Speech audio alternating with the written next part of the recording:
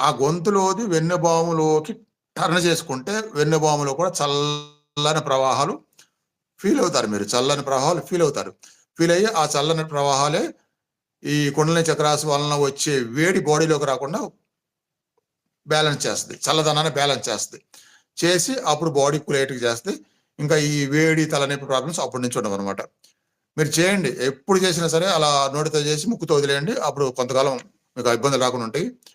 ఆ తర్వాత ఇక అంత బాగుంది, రెండు ముక్కుతోనే చేద్దాము, ముక్కుతో అయితే బాగుంటుందేమో అనేది లేకుండా అనిపించినప్పుడు అప్పుడు మళ్ళీ ముక్కుతో స్టార్ట్ చేసుకోవచ్చు. ఇందులో ఏం తప్పులేదు. రెండు ఒకటే రిజల్ట్. ఎందుకంటే ఈ క్రియ పెద్ద పెద్ద సెంటర్స్లో కూడా కొన్ని చోట్ల ఓన్లీ ముక్కుతో చేయమంటారు, కొన్ని చోట్ల తీసుకునేది నోటితో, కొన్ని చోట్ల ముక్కుతో చేయమంటారు. అందుకని ఈ రెంటిని మనం ఏది కన్వీనియంటో అలా చేసుకోవచ్చు, తప్పులేదు. అదొకటి ఈ బాడీ హీట్కి విరుగుడు.